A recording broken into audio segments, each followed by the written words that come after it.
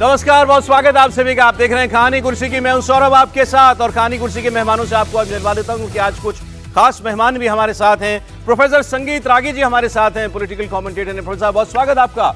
और हमारे साथ ज्ञानेश्वर जी हैं, एडिटर लाइव सिटीज। ज्ञानेश्वर जी बहुत स्वागत है आपका भी। और रोहन दुआ, आप जानते हैं उनको, सीनियर जर्नलिस्ट हैं। रोहन आपका बहुत स्वागत है। और समीर चौगांवकर साहब, आपके अपने समीर चौगांवकर साहब हमारे साथ हैं। समीर जी बहुत स्वागत आपका। तो आज देखिए, आपसे हम बात करने जा रहे हैं बिहार की थोड़ा और डिटेल में, क्योंकि बिहार में ही इस साल एक और चुनाव बाकी है। तो बिहार के आज जो हम चर्चा करेंगे, इसको आप एक किस्म का मिनी ओपिनियन पोल कह सकते हैं। वो मैं इसलिए कह रहा हूं क्योंकि ओपिनियन, यहां 4 लोग हैं, इन सबकी ओपिनियन आपके पास आएगी और ओपिनियन पोल बढ़ता है सीटों के हिसाब से। तो आज हम भी सीटों के हिसाब से बढ़ेंगे।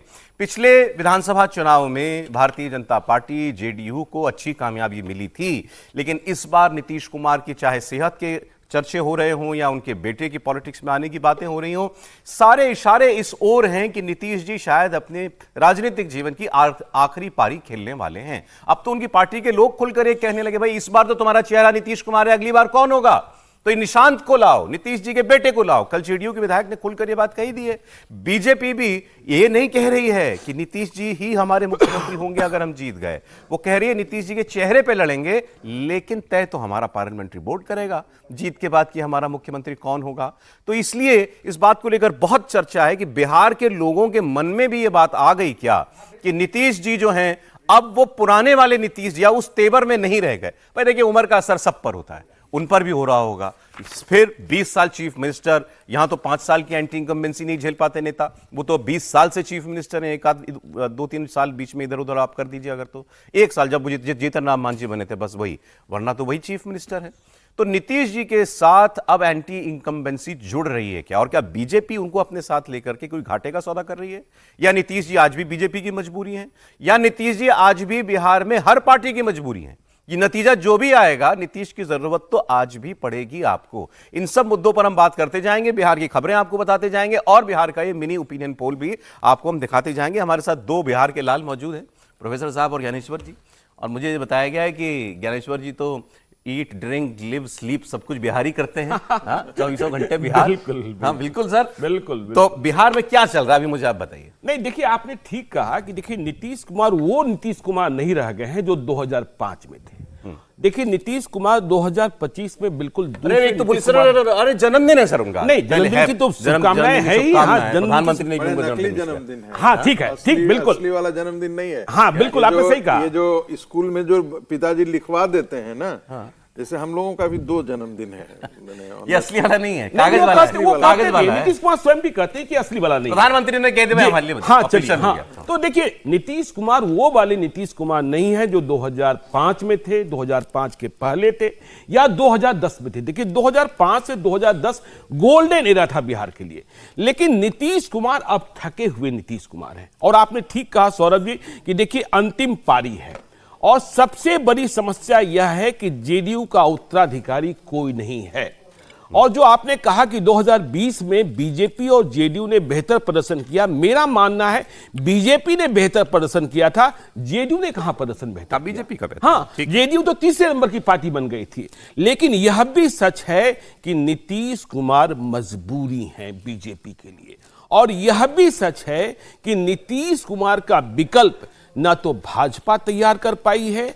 और देखिए, आरजेडी के पास तेजस्वी यादव हैं, लेकिन उनके ऊपर लालू यादव का बैगेज इतना बड़ा है कि लोग यह समझने लगते हैं। और नीतीश कुमार ने भी माना है, बीजेपी ने भी माना है कि देखो, कुछ मत बताओ, अगले 5 साल क्या करना है क्या नहीं करना है, इसकी चर्चा करना आवश्यक नहीं है। यह बताते रहो, दिखाते रहो कि 2005 के पहले का बिहार कैसा था।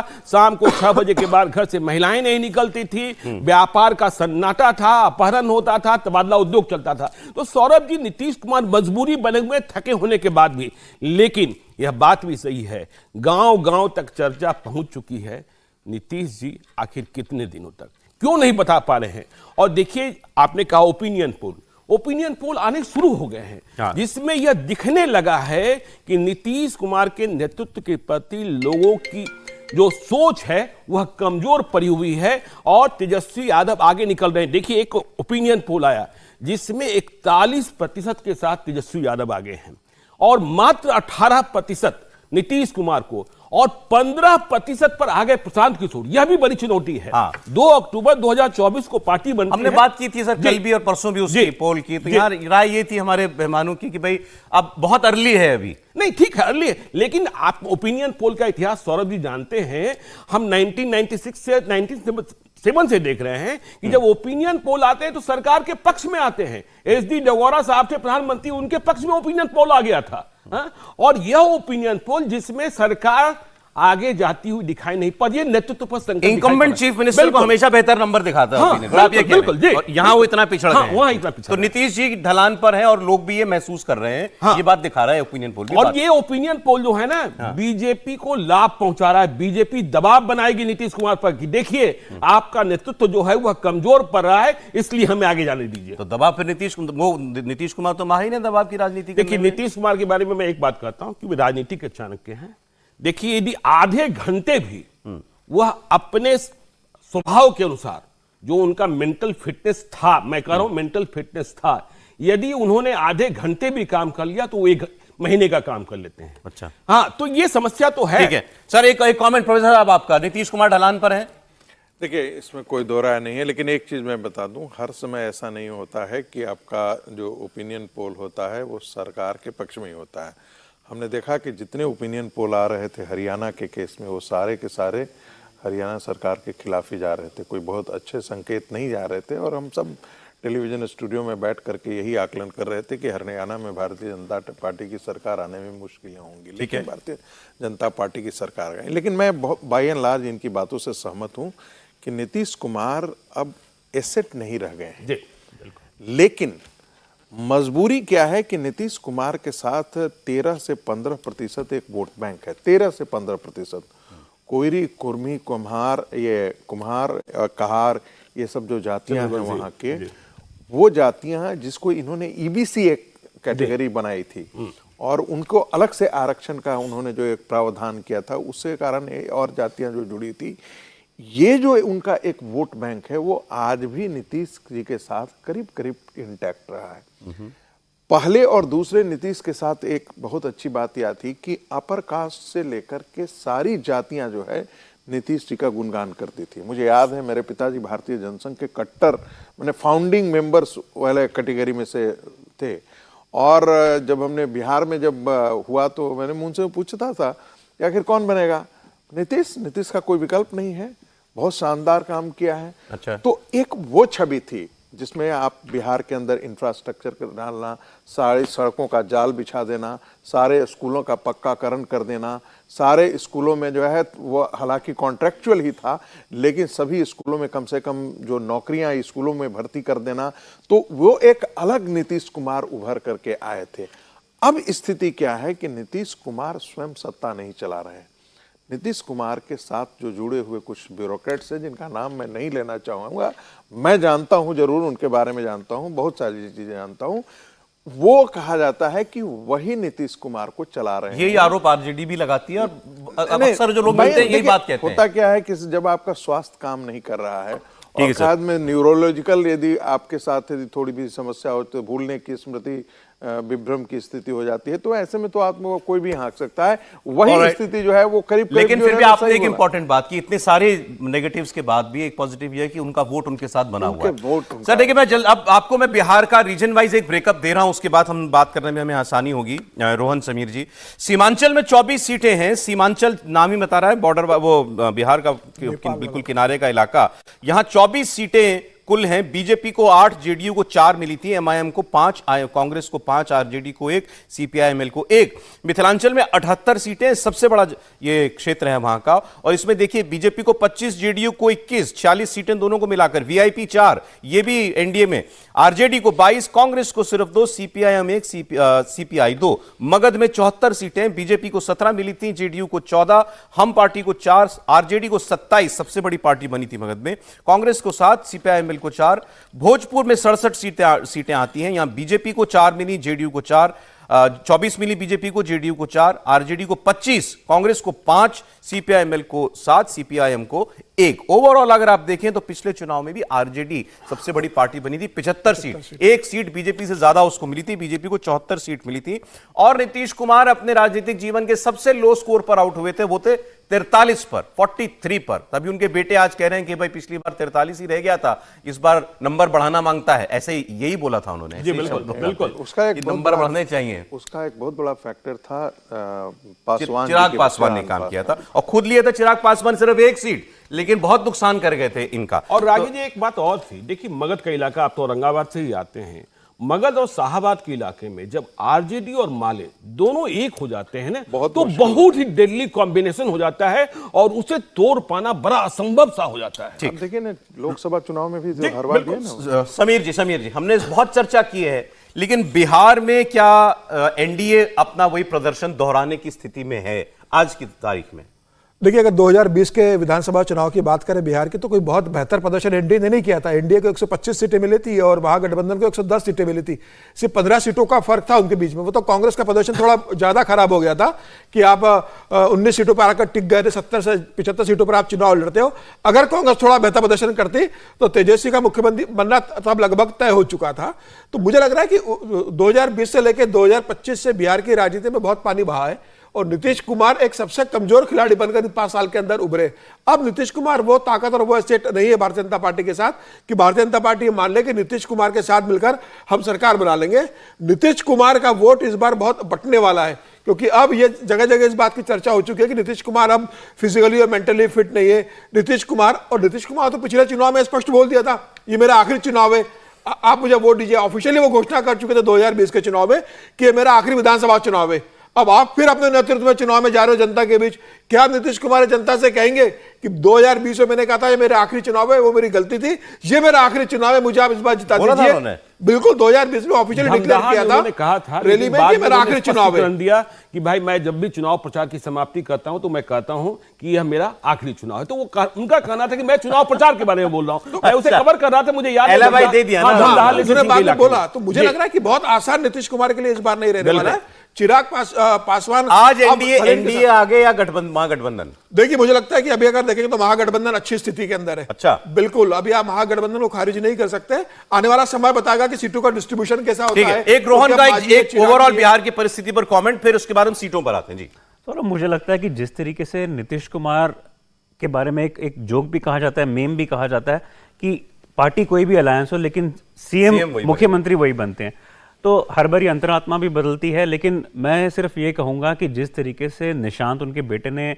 48 साल के बेटे ने, इंजीनियर बेटा है, जो पहली बार ये बयान दिया है, सार्वजनिक बयान दिया है कि मेरे पिता को ही मुख्यमंत्री कैंडिडेट डिक्लेयर करना चाहिए, तो कहीं ना कहीं एक एंग्जाइटी जरूर है जेडीयू के अंदर आज कि क्या इस चुनाव में जाते जाते नीतीश कुमार को वो नेता कंसेंसस देखना चाहेंगे। क्योंकि अगर आपको याद हो, जो लोग सब बात करें 2020 के चुनाव की, वहां पे भी भाजपा ने नीतीश कुमार को बैलेंस रखा, 2 उप मुख्यमंत्री बनाए, रेणु और तारकिशोर प्रसाद जी को, और वो एक बैलेंस पावर जरूर रखी। लेकिन जहां तक चिराग पासवान का सवाल है, बार बार लोग बड़ी उन पे लोग टिप्पणियां करते थे कि वो आगे बढ़ पाएंगे नहीं पाएंगे।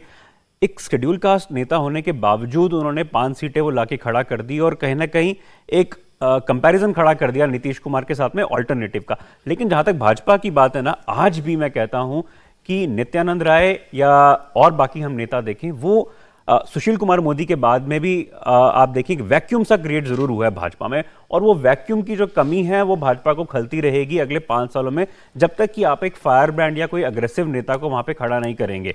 तो नेता हो रहा है चुनाव, तो मोदी जी, उनका चेहरा मोदी है नहीं, लेकिन और नीतीश है साथ में। नहीं, लेकिन आप देखिए जैसे मध्य प्रदेश में भी शिवराज सिंह चौहान काफी, योगी आदित्यनाथ यूपी में खड़े रहे, बिहार में बीजेपी के पास में एक वैक्यूम जरूर है। ये बात सही है। पिछली बार एनडीए को मिले 125 सीटें और आरजेडी के गठबंधन को मिली थी 110, 15 सीट का अंतर था केवल। लेकिन इस बार क्या यह अंतर आरजेडी पाट सकती है या इसको बढ़ा सकता है एनडीए, मतलब बीजेपी और जेडीयू? तो आइए शुरुआत करते हैं मगध से। मगध की 74 सीटों में बीजेपी को 17, जेडीयू को 14, हमको 4, आरजेडी को 7, कांग्रेस को 7, सीपीआईएमएल को 4, इंडिपेंडेंट को 1 मिला था। मगध जहां है राजधानी पटना, क्या है वहां का सेंस इस वक्त? नहीं, देखिए सौरभ जी, क्या है, मगध और शाहाबाद का इलाका है, भोजपुर का इलाका है, वो बहुत कठिन इलाका है एनडीए के लिए, बहुत कठिन इलाका है, इंक्लूडिंग पटना। देखिए पार्लियामेंट की सीट जीत लेना, और देखिए पार्लियामेंट के चुनाव में भी आप कहां जीते, आप जहानाबाद हार गए, आप औरंगाबाद हार गए। औरंगाबाद जो 1952 से वह चित्तौड़गढ़ कहलाता था, पहली बार वहां लालू यादव का प्रयोग सफल हो गया और कुशवाहा वोट बैंक में सेंध मारी कर अभय कुशवाहा को, आरजेडी को, आप पाटलिपुत्रा हार गए। आरा में आरके सिंह चुनाव हार गए, जो केंद्रीय मंत्री थे, जिनके बारे में कहा जाता था कि भाई विकास पुरुष हैं। काराकाट में क्या खेल हुआ आपने देखा कि भाई उपेंद्र कुशवाहा चुनाव हारे, कहां से पवन सिंह आ गए। बक्सर में क्या खेल हुआ आपने देखा, वहां सुधाकर सिंह आरजेडी चुनाव जीत गए। जहानाबाद में सुरेंद्र यादव चुनाव जीत गए। तो ये इलाका जो है ना, और 2020 का भी यदि नतीजा देखेंगे तो इस इलाके में भारी पराजय का सामना करना पड़ा था। और देखिए, ये जो पहले 2 चरण के चुनाव हुए थे 2020 में, उसमें एनडीए पिछड़ गया था। और उसके बाद 2020 का किस्सा सुना देते, क्योंकि आप कहानी किसी की बता रहे हैं। तो एनडीए को लगा, विज्ञापन और मार्केटिंग तो जानते ही एनडीए कितना तगड़ा होता है, कि पहले 2 चरण में लग गया कि पिछड़ गए हैं। तो तीसरे चरण में क्या हुआ कि वैशाली में कुछ लड़के आरजेडी का गमछा लपेटे हुए और लाठी लिए हुए मोटरसाइकिल पर चले जा रहे थे। बीच में कुछ लोगों को रोक लिया, ये वीडियो वायरल हुआ। तो फिर लोगों को लगा कि अच्छा जंगल रहा, हाँ, 2005 के पहले। इसलिए तेजस्वी यादव इस बार लोगों को समझा रहे हैं। मधुबनी में उन्होंने कहा था कर्पूरी ठाकुर की जयंती के मौके पर कि यादव भाइयों, सामंती मिजाज छोड़ दो, यादव भाइयों हुरदंग छोड़ दो, गमछा बांधना, गमछा लहराना और लहरिया कर चलना, इसे रोका गया है। क्योंकि तेजस्वी यादव अपनी रैलियों में कहते हैं कोई ऐसा सर मुरेठा बोलते हैं ना, बिल्कुल मुरेठा पे अंत नहीं आएगा। अब ये मत करो। और कह रहे हैं कि देखो, तुम इंजन हो, बाकी बोगी हैं। तो इंजन मतलब यादव है तो चीफ मिनिस्टर तुम हो। एनडीए में देखिए यादव के लिए कोई वैकेंसी नहीं है, इसलिए एनडीए में कोई भी फैसला होगा, देखिए अभी कैबिनेट का विस्तार हुआ, किसी यादव को नहीं बनाया गया। और बीजेपी को और जेडीयू को यादवों से बहुत मतलब नहीं है। नीतीश कुमार जानते हैं पार्लियामेंट इलेक्शन में हमारे यादव चुनाव जीत जाते हैं, उनके यादव हार जाते हैं। तो यादवों से मतलब नहीं है। और देखिए, चुनाव 2025 की आप बात कर रहे हैं, वहां बीजेपी और जेडीयू वाले नारा लगा रहे हैं 2025 में 225, मतलब 2010 से भी बेहतर। लेकिन ये नहीं होने जा रहा है। ये नहीं होने क्या जा रहा है? नहीं होने जा रहा है। देखिए, 3 मार्च को बिहार का बजट आएगा सौरभ जी। अब उससे देखिएगा कि क्या दशा और दिशा तय होता है। बिहार पहली बार मुफ्त की रबड़ी को चखेगा। अच्छा, ठीक है। और तेजस्वी यादव ने अपना पूरा प्रचार 2,500 रुपया महिलाओं के लिए, बहनों के लिए और 200 यूनिट बिजली फ्री। नीतीश कुमार इस मिजाज के रहे हैं कि वह मुफ्त के देने के लिए कुछ तैयार नहीं होते हैं, लेकिन इस बार भाजपा के दबाव में वो घोषणा करेंगे।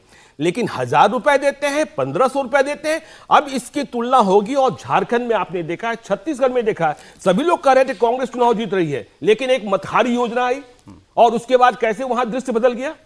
तो ये ट्रैवल बहुत तेज कर रहा है। तेजस्वी यादव को भी इसी माँ बहन सम्मान योजना बोलते हैं। हाँ, माई बहन मान योजना, माई बहन मान और 200 यूनिट बिजली फ्री। इससे उनको, और इसको मैचअप करना पड़ेगा नीतीश कुमार को। करना पड़ेगा। तो अब बिहार में भी यही चलेगा जो दिल्ली में चला, सब जगह चला।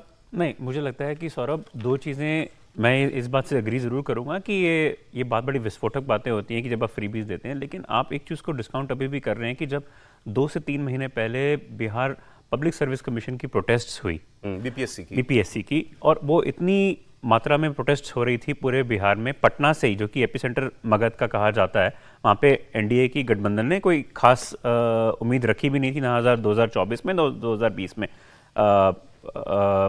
एमजीबी जो है वो बड़ी पार्टी उभर के आई।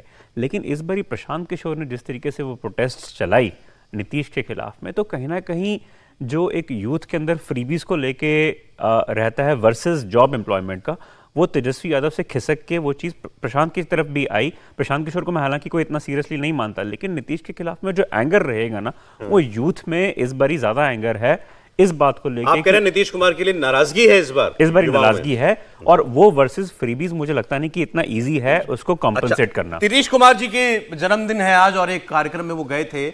59,000 विशिष्ट टीचरों को ज्वाइनिंग लेटर उन्होंने दिए हैं।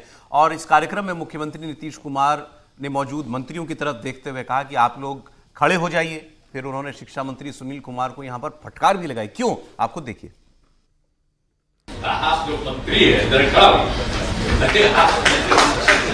डिपार्टमेंट के, तो एकदम ठीक से सब जगह करवाइए, समझ गए ना?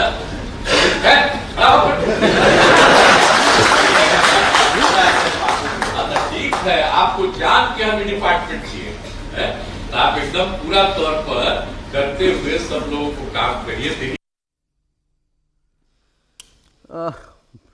क्या कहें क्या रोज कहें कोई ना रागी कोई जी? रोज कोई ना कोई एक ऐसा वीडियो आ जाता है नीतीश जी का जिसमें कुछ अटपटा लगता है, कुछ में हर बार लगता है कि भाई ये तो नहीं है, ये तो नीतीश जी कैसे कर सकते हैं, कोई भी कैसे कर सकता है। चीफ मिनिस्टर के तौर पर उनका बर्ताव रोज नए नए किस्सों को, नई नई अटकलों को जन्म दे रहा है। अब जैसे उन्होंने मंत्री को खड़ा कराया, एक सौरभ जी मंत्री को इस तरीके से खड़ा कराना। देखिए शिक्षा मंत्री सुनील कुमार, देखिए इनकी पाठशाला के छात्र नहीं है, इनके राजनीतिक सहयोगी हो सकते हैं। सुनील कुमार आईपीएस अफसर रहे हैं, आईपीएस अफसर रहे हैं, बिहार के डीजी रहे हैं, बिहार के डीजी रहे, पटना के सीनियर एसपी रहे, पटना के डीआईजी रहे, आईजी रहे। उसको उन्होंने ऐसे कहा, ये तो एक बार फिर दिखाइए, फिर दिखाइए एक बार। आप जो मंत्री है जरा खड़ा डिपार्टमेंट के, तो एकदम ठीक से सब लेकर करवाइए, समझ गए ना? ठीक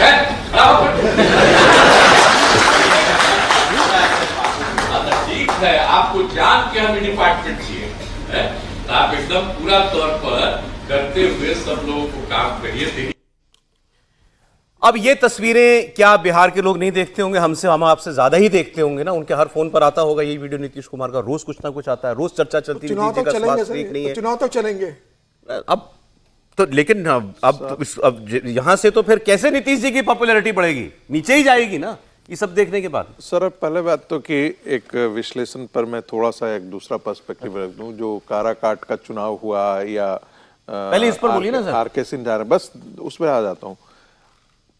जातीय समीकरण का एक ऐसा दौर उसमें चला कि जहां राजपूत लग रहा था, उनको लगा कि कुशवाहा यहाँ वोट नहीं दे रहा है, तो कुशवाहा के अगेंस्ट वोटिंग किया राजपूतों ने, राजपूतों के अगेंस्ट कुशवाहा ने वोटिंग किया, और नतीजा ये हुआ कि एक दूसरे को हराते गए। और यही औरंगाबाद में भी हुआ। औरंगाबाद में तो अमित शाह जी की जब सभा हो रही थी, तो उस समय भी आपस में इतनी मार काट मची हुई थी भारतीय जनता पार्टी के अंदर, वो सब मिलाकर कई ऐसे फैक्टर रहा। ठीक है, अब रही बात, क्या वही चीजें निकल करके बिहार के चुनाव के विधानसभा चुनाव में भी आएगी? मुझे लगता है ऐसा नहीं है। यदि आप जाकर के बिहार के आप गांव में भी आप बात करेंगे तो भारतीय जनता पार्टी को लेकर के, और साथ साथ रामविलास जी की पार्टी को लेकर के बहुत अच्छा पॉजिटिव रिस्पॉन्स है पूरे आप बिहार में कहीं भी आप घूम जाइए। और एक कई बार तो लगता है कि आने वाले नीतीश कुमार का नाम भूल रहे हैं, भारतीय जनता पार्टी और चिराग पासवान की बात कर रहे हैं।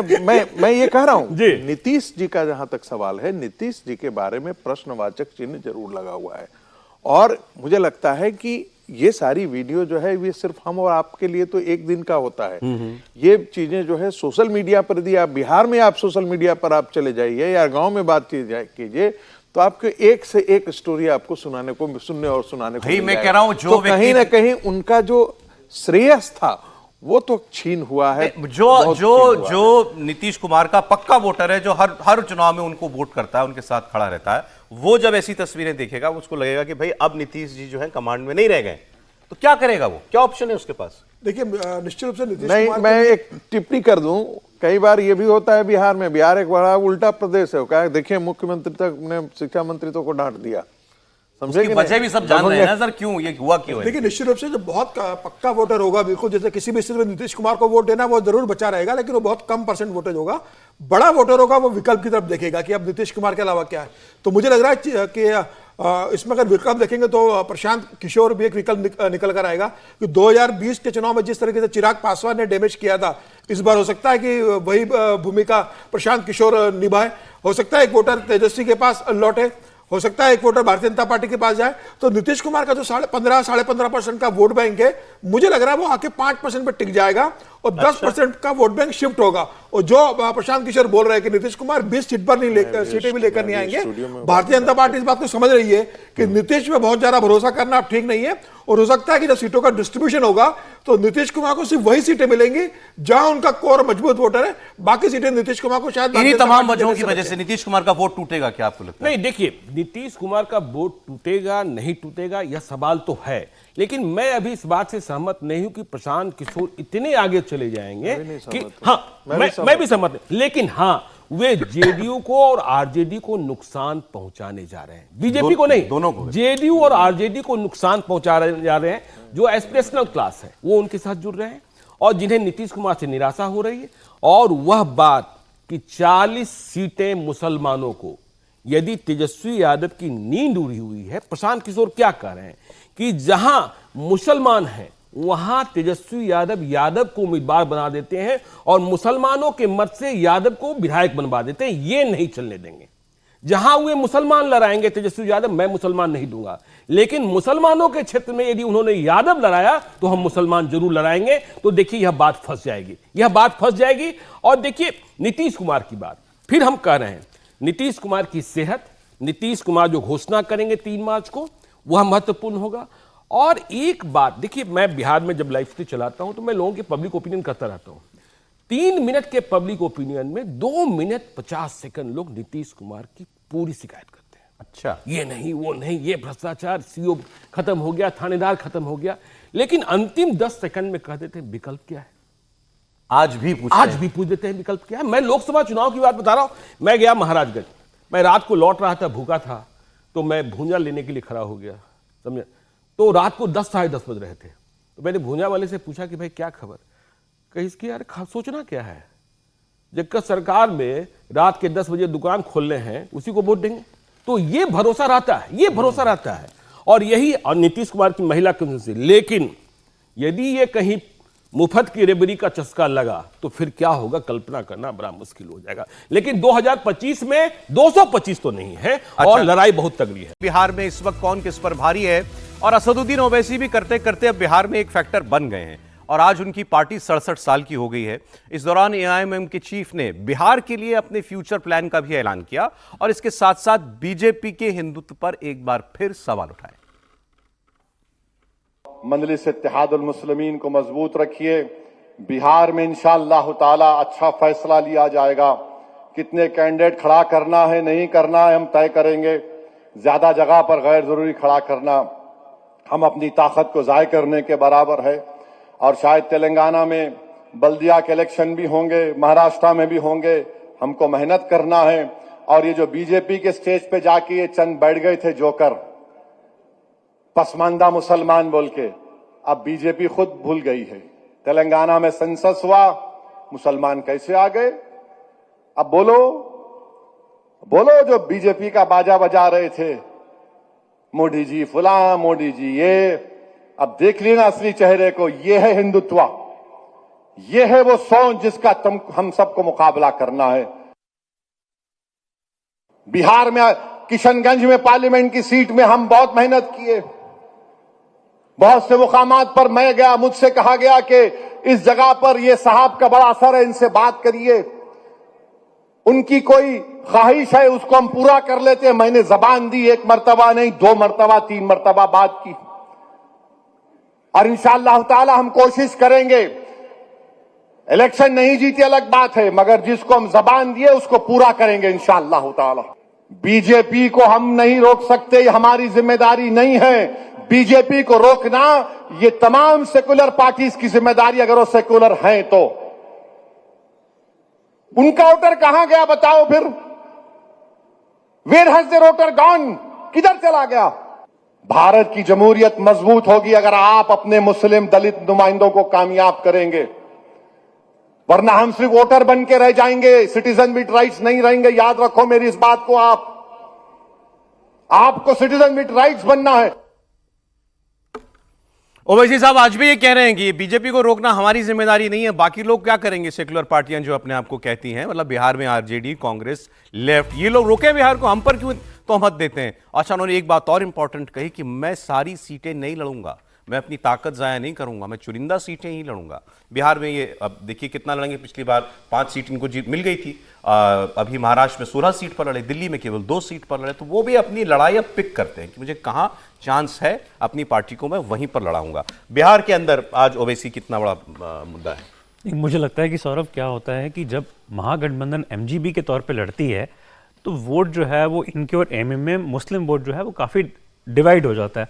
आप देखिए 5 सीटें भले ही जीते हों, लेकिन इस बारी क्योंकि पप्पू यादव जैसे लोग कांग्रेस को प्रमोट करने पड़ रहे हैं, कांग्रेस का अपना कोई वहाँ पे वजूद नहीं रहा। हालांकि 2024 में 3 सीटें आई और 4 गई आरजेडी को, लेकिन मुझे आज भी लगता है कि ये जो इन फाइटिंग रहती है ना सेक्युलर पार्टीज में, एमजीपी में, आप देखिए जब दिल्ली के चुनाव भी हुए, कांग्रेस और आम आदमी पार्टी अलग अलग होकर लड़े, उससे वोट जरूर डिवाइड होते हैं और कहीं ना कहीं उसका जो मुनाफा है वो बीजेपी लेके चली जाती है।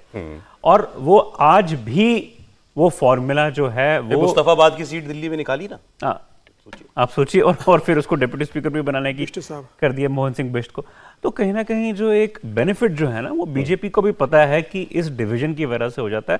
तो वो बात वो बिल्कुल सही कह रहे हैं, जितना भी ये वोट लेंगे, जहां लड़ेंगे वोट तो कुछ लेंगे, वो बिल्कुल सही कह रहे हैं। वो कह रहे हैं कि सेक्युलर का जो वोट बैंक है ना वो आज सिर्फ उनकी जिम्मेदारी नहीं है, वो बाकी पार्टीज की भी है, और उस डिवीजन के कारण बीजेपी को फायदा होना ही होना है। कितना % मुस्लिम वोट है? नहीं, ओवैसी बिल्कुल ठीक कर रहे हैं सौरभ जी। वो कह रहे हैं कि देखिए बीजेपी को हराना मेरी जिम्मेदारी नहीं है, बीजेपी को रोकना मेरी जिम्मेदारी नहीं है।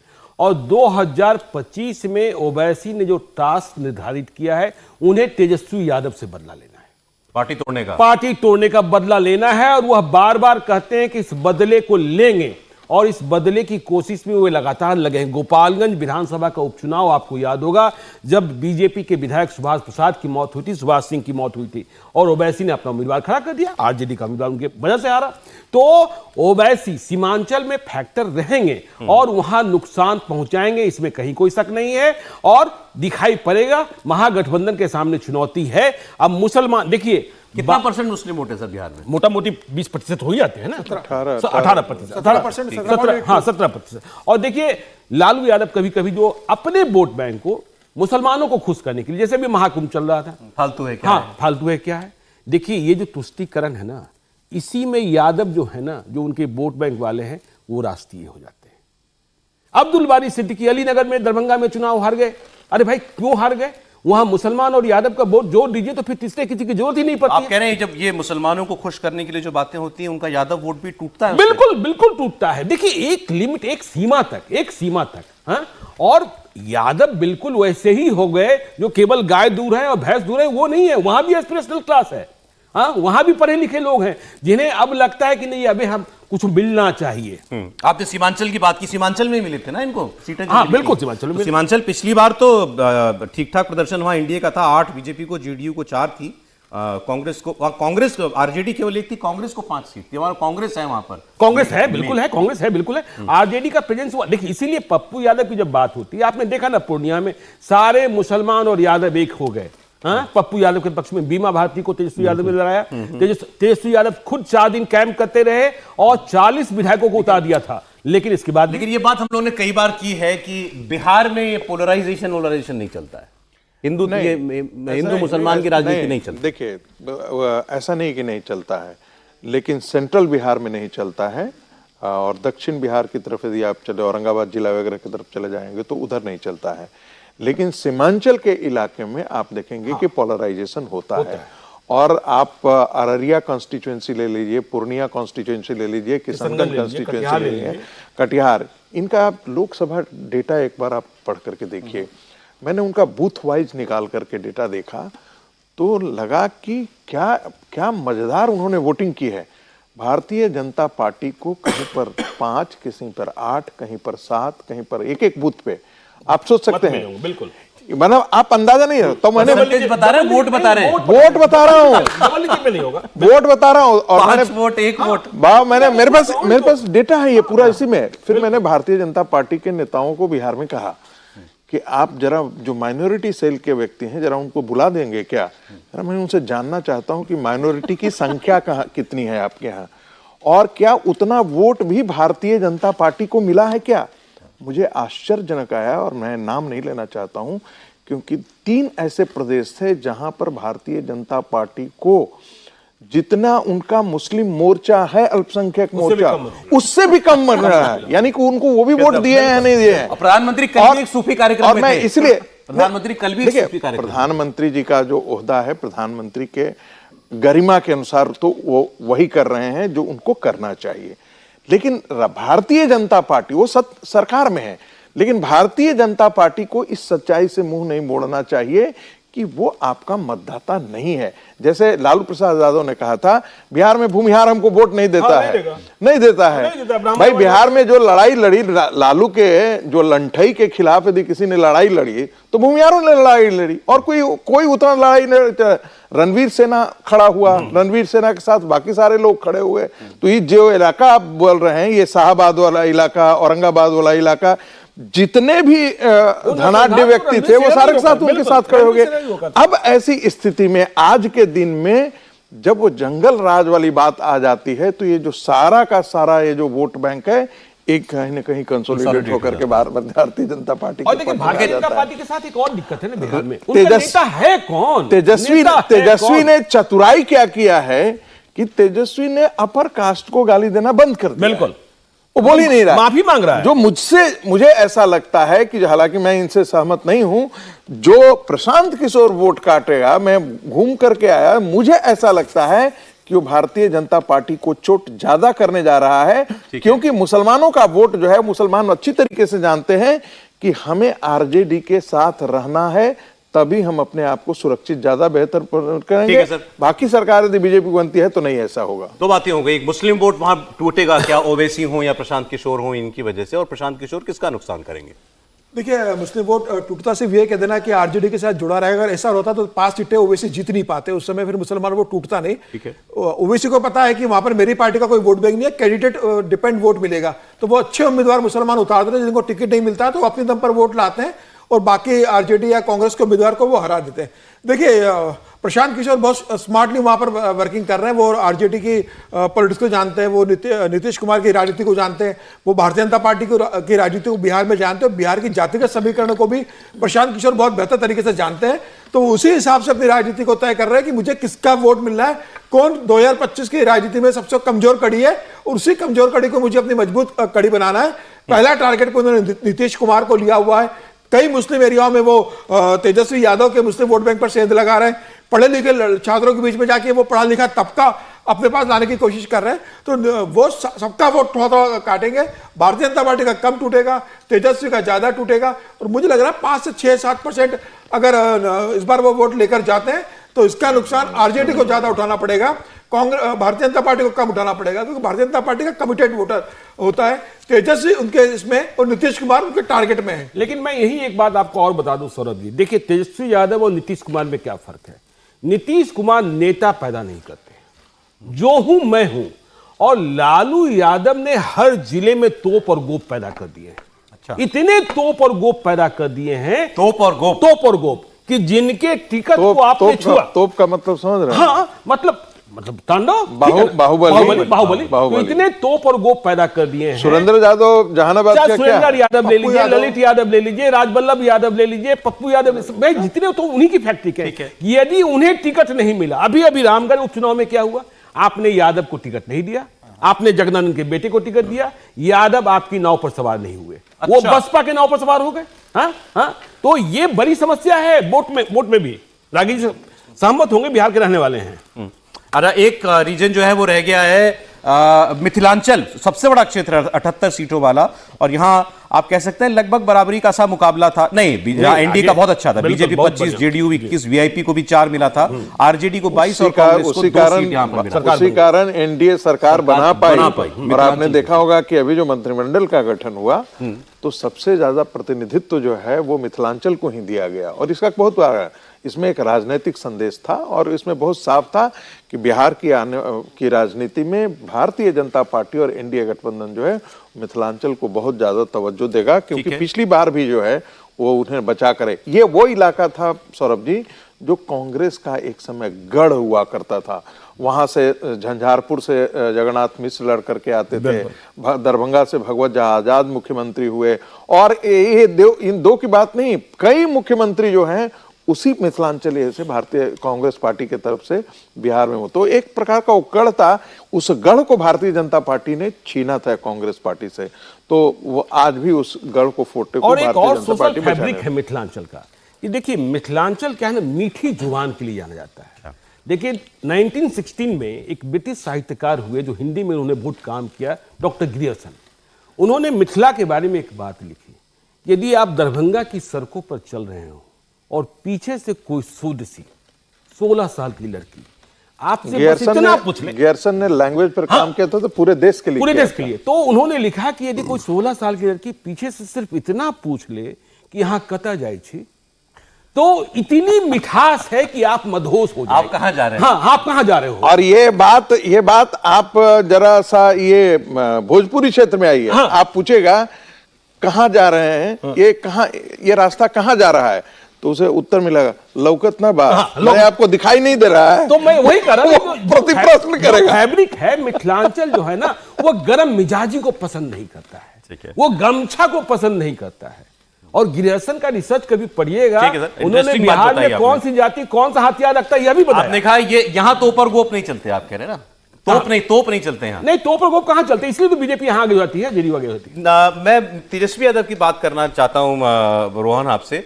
तेजस्वी यादव ने बड़ी कोशिश की, अभी सही बता रहे हैं, उन्होंने ये कहा अपने समर्थकों को कि ये सर पर गमछा बांधना, टांग के गमछा गले में लटकाना, घूमना बंद कर दो, मोटरसाइकिल पर हुड़दंगबाजी बंद कर दो।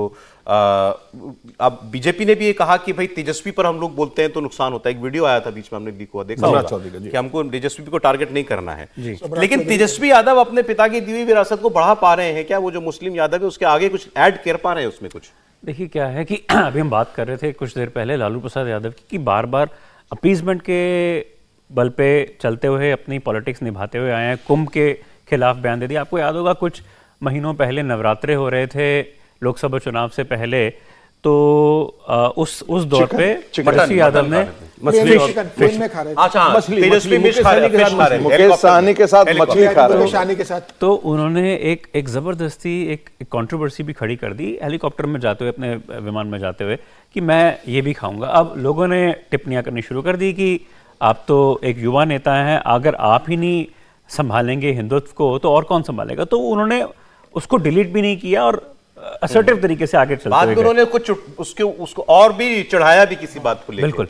तो मुझे नहीं लगता कि अपनी पिता की छवि से वो हट पाए हैं, वही उसी तरीके से अपने आप को आगे उभरता हुआ देखना चाह रहे हैं और उसी कास्ट कॉम्बिनेशन, उसी मुस्लिम। मैं और सिंपल करके पूछूं आपसे, बीजेपी के वोटर के लिए लालू यादव और तेजस्वी यादव की छवि में कोई अंतर नहीं है? नहीं, कोई अंतर, कोई फर्क नहीं, कोई फर्क नहीं। मुझे नहीं लगता कि कोई फर्क आया है इतने सालों बाद भी।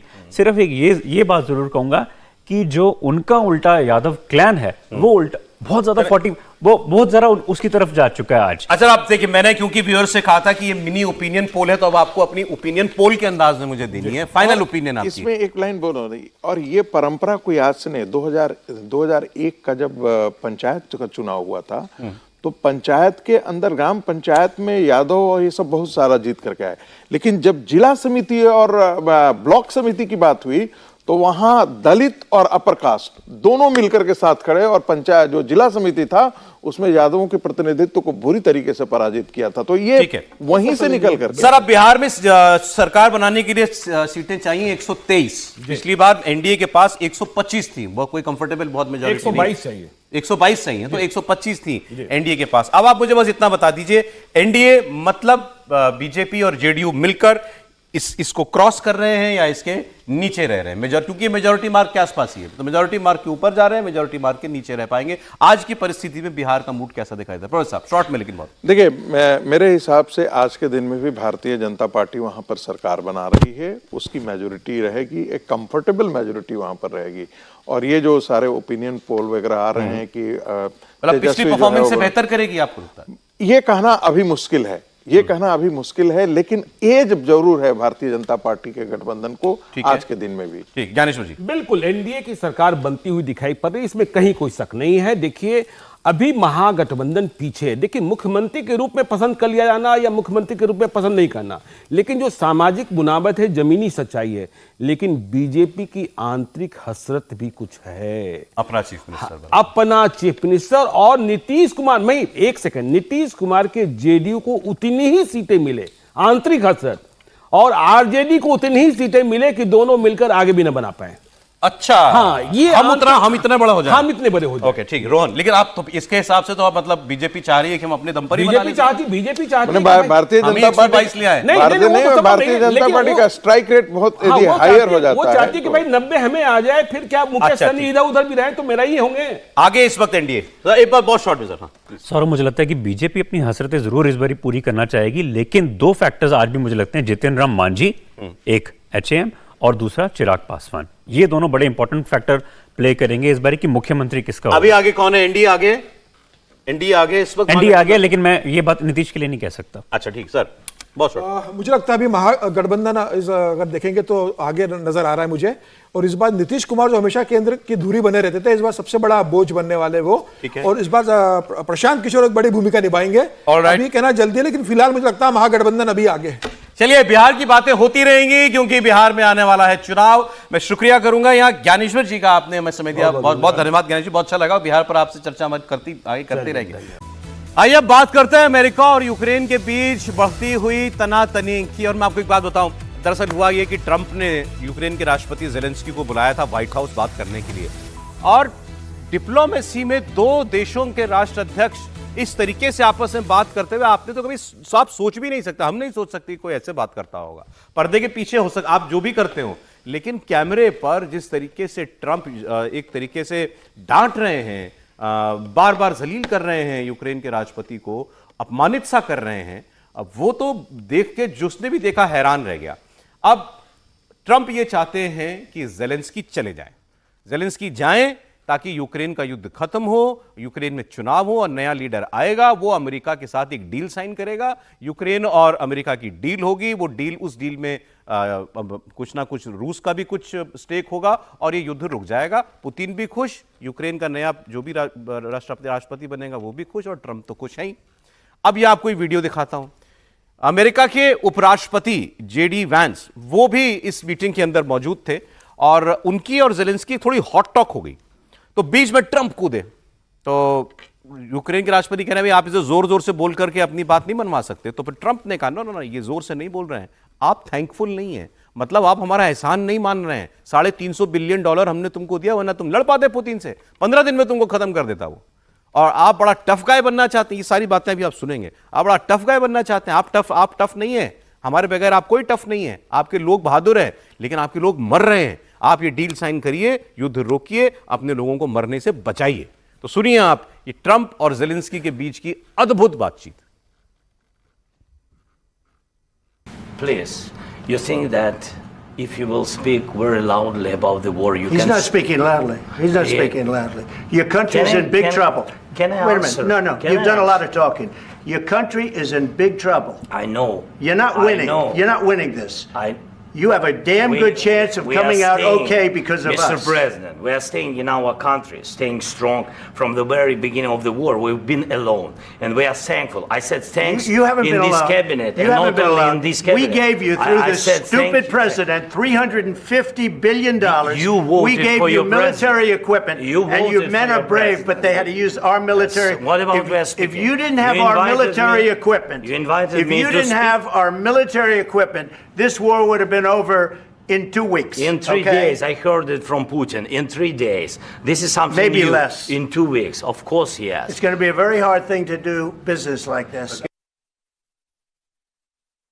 See, I think it's good for the American people to see what's going on over there. I think it's very important. That's why I kept this going so long.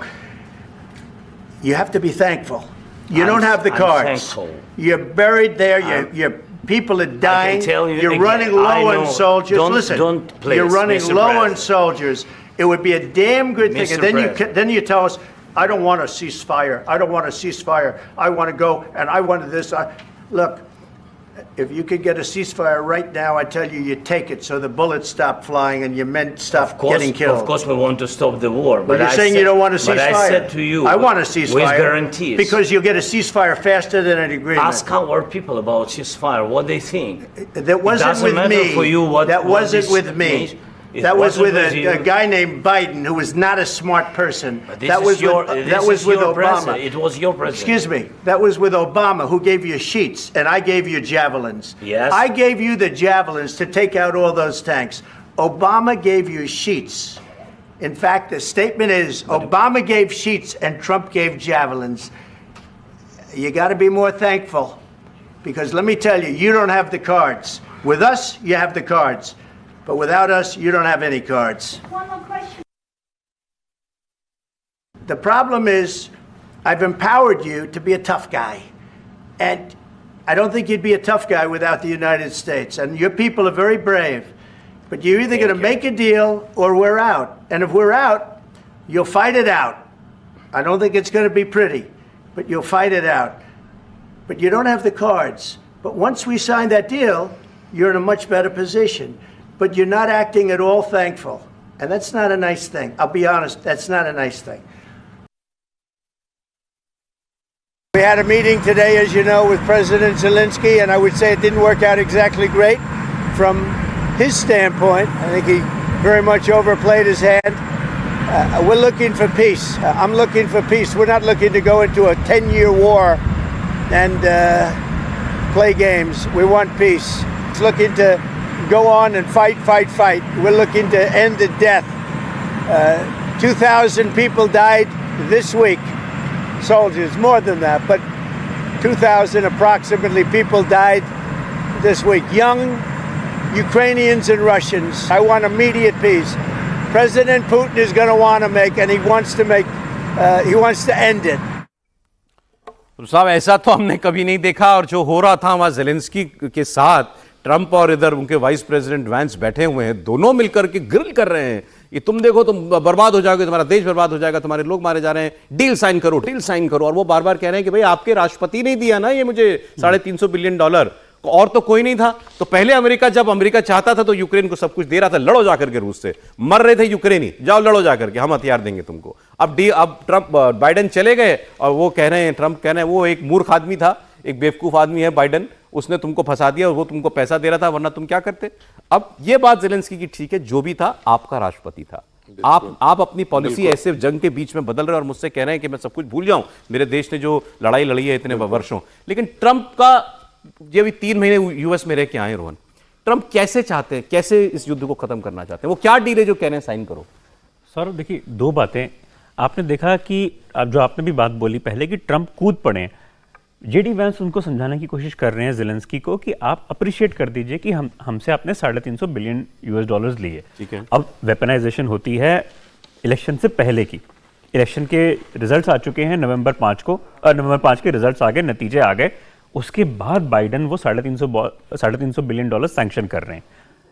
Incoming president हैं Trump, जाते जाते Biden वो sanction करके जा रहे हैं। बात वो सही कह रहे हैं ज़ेलेंस्की कि आपके प्रेसिडेंट ने दिया, लेकिन मांगा तो आपने ही ना। दूसरी बात ये $350 बिलियन इनको अभी मिले, अभी जाते जाते जब बाइडेन सैंक्शन करके गए हैं जनवरी में। ओके। लेकिन बात ये नहीं है कि सैंक्शन कितने हुए और सैंक्शन क्यों हुए। सैंक्शन इसलिए हुए कि आपके पास में मिलिट्री रहे ताकि वॉर आगे ना हो सके। बात यह है, मुद्दा सिर्फ यह है कि अभी 11 दिन पहले इन्हीं ट्रंप ने अनाउंस किया कि मैंने जॉइंट कॉल पे पुतिन को भी लिया और ज़ेलेंस्की को भी लिया और मैं ये वॉर को सॉल्व करने आया हूं। अब उसके बाद जब जेडी वैंस ये कहते हैं कि आप अप्रिशिएट कर दीजिए कि आपसे हमने एड ली और आप आज ओवल हाउस में बैठे हैं, जहां पे आज से 15 दिन पहले नरेंद्र मोदी भी बैठे थे, जापानीज प्राइम मिनिस्टर भी बैठे थे, तो उन लोगों ने भी टैरिफ के बारे में जिक्र किया और टैरिफ को बड़े पीसफुल तरीके से वो आज निगोसिएशन चल रही है। कल भी ईयू की, जो आप लीडर की बात कर रहे थे, कल ईयू भी आई वहां पे और वही टैरिफ में आई। टैरिफ के तो 2 लीडर्स को चाहिए कि कहीं ना कहीं जब डिप्लोमेटिक तरीके से बात होती है तो उसको प्यार से सुलझाएं। आज से 24 साल पहले मुशर्रफ ने भी यही गलती करी थी, आगरा समिट के बाद में जाके मीडिया को जाके बयानबाजी कर दी।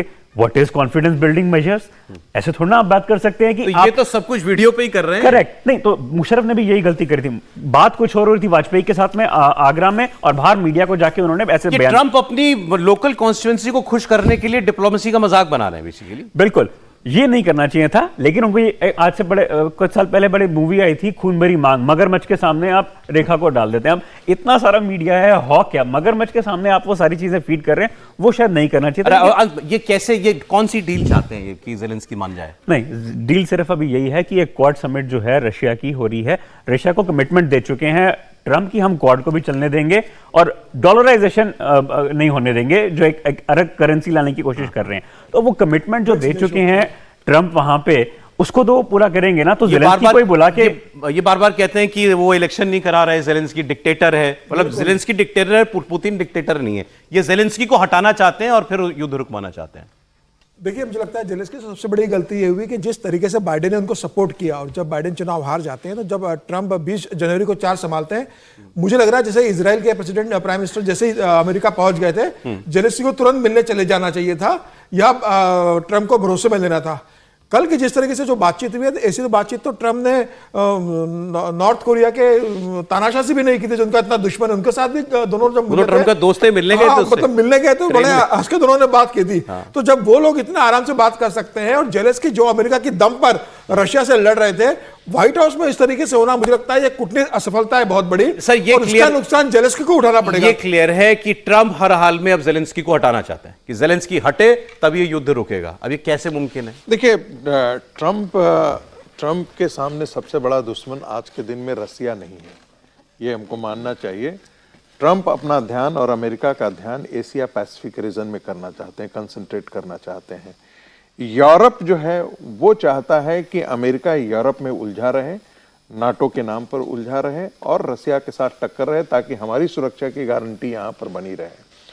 ट्रंप चाहते हैं कि नाटो जो है और बाकी कंट्री जो है या उनके नेतृत्व में चाइना को कंटेन करने के लिए एशिया पैसिफिक में, चाहे वो नेगोशिएशन का मामला हो या रेड सी का मामला हो, ये सारे मामलों में ये नतीजा ये है कि किसी भी तरीके से वो नहीं चाहते हैं कि पुतिन जो है वो चाइना के खेमे में जा बैठे। यूक्रेन युद्ध में पुतिन चाइना के खेमे में आए। पुतिन का सहारा देने के लिए, कंधा देने के लिए यदि कोई मिलिट्रली आर्म से, पैसे से यदि कोई देश अकेला खड़ा रहा तो वो चाइना रहा। तो ये इस गठबंधन को ट्रंप तोड़ना चाहते हैं, और यही कारण है कि ये कुछ भी करके अगर ट्रंप ये युद्ध रुकवा दे तो पूरी दुनिया के लिए बड़ा भला हो जाएगा, इसमें तो कोई शक नहीं है। उनका तरीका थोड़ा अनऑर्थोडॉक्स है, लेकिन शायद काम कर जाए। बहुत शुक्रिया प्रोफेसर साहब, रोहन, समीर जी, बहुत धन्यवाद आपका कहानी कुर्सी की मानने के लिए।